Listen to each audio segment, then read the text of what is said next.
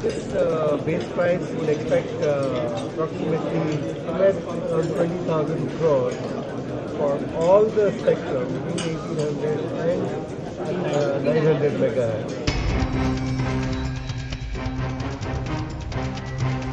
The telecom industry today faces multiple challenges to drive revenue growth while sustaining profitability. Yet its future prospects continue to be bright. The period of difficulties is now coming to an end. During the last 1 year, our government has taken a number of forward-looking initiatives in the telecom sector.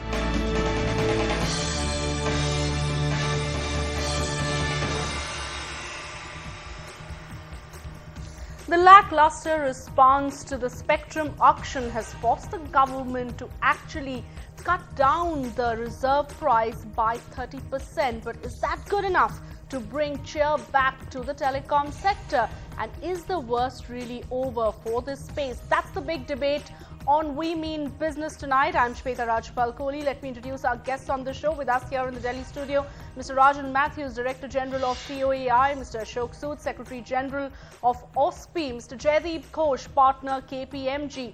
Also joining us, Mr. Nripendra Mishra, former Chairman of TRAI on a link. Mrityunjay Kapoor, Country MD of Protivity Consulting, joins us from Mumbai. And Mohammad Chaudhary, Leader Telecom PwC India, also joins us from Mumbai. Our telecom expert Arijit Banerjee is also with us on the show. So let me first actually go across to Arijit and try to bring you up to speed with the news that came in last week of a 30% price cut coming with regard to the upcoming spectrum auction. Why did the government decide to go in for it, and what does it mean for the telecom space? Arijit, explain it to our viewers.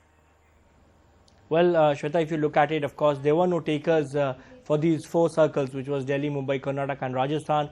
So the empowered group of ministers and then the cabinet decided to bring down the reserve price by 30% so that bidders get interested in this. But what is interesting in this round of auctions or the upcoming auctions is the fact that along with, of course, the 1800 megahertz band of spectrum, or that is the auction where there were no the circles for which there were no takers, Delhi, Mumbai and Kolkata will also see the refarming process getting kick-started, which will mean that the 900 megahertz band spectrum, which if you look at in terms of the number of towers you need to actually cover the amount of sound quality or the voice quality, the more efficient 900 megahertz spectrum is also going to be put up for auction. This is happening because the telecom regulator in its recommendation had said that 18 to 24 months before the licenses come up for renewal, which in this case will be about November 2014, they should also be auctioned so that those operators or telecom companies which want to shift from 900 to 1800 should have the option of doing so, because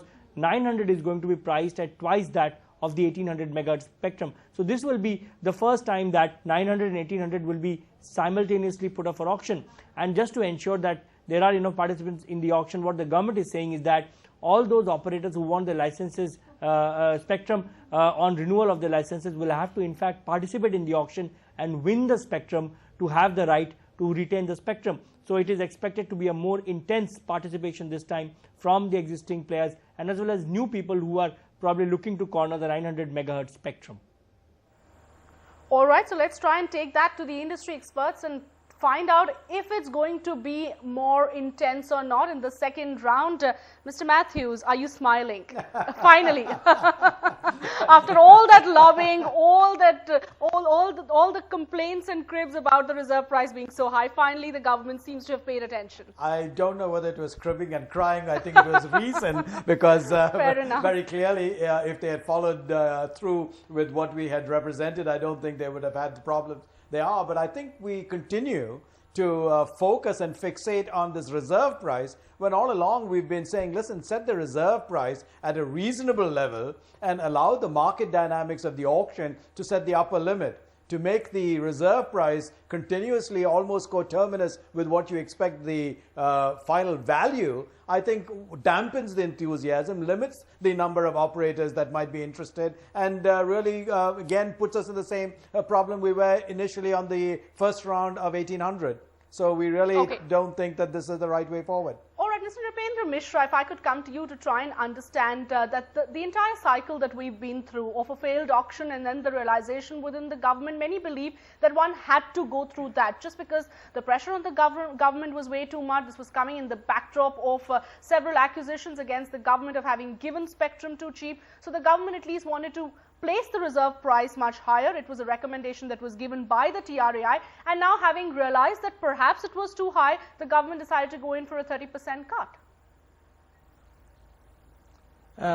You see, let me first explain or clarify my understanding of what the decision is all about. My understanding is that the government have decided to cut by 30% the reserve price of 1800 megahertz band. Now, I just heard the introduction which said that also the 900 megahertz band is going to be combined with 1800 megahertz band for the second round of action. Now, that's not my understanding of the situation. I think there are three things we need to examine and we need to evaluate for coming to any conclusion. The first is that the 4 circles where there were no bids, they are going to be auctioned, and that's for 1800 megahertz band. The second part of auction could be to release in 1800 megahertz band some more spectrum, because that appears to be the direction of the Honorable Supreme Court, because they wanted to know why the full auction did not take place. So there could be some release of additional 1800 megahertz band, which will mean that it will be in other circles. And then the third issue is of 900 megahertz band. Now, to my understanding, the reforming of 900 megahertz band is not yet settled with the incumbents. India's #1 news app just got even better. Download NDTV's new app. Fully optimized for retina display. Full screen view. Faster response time. And Sudoku. NDTV's new iPad app. Download now.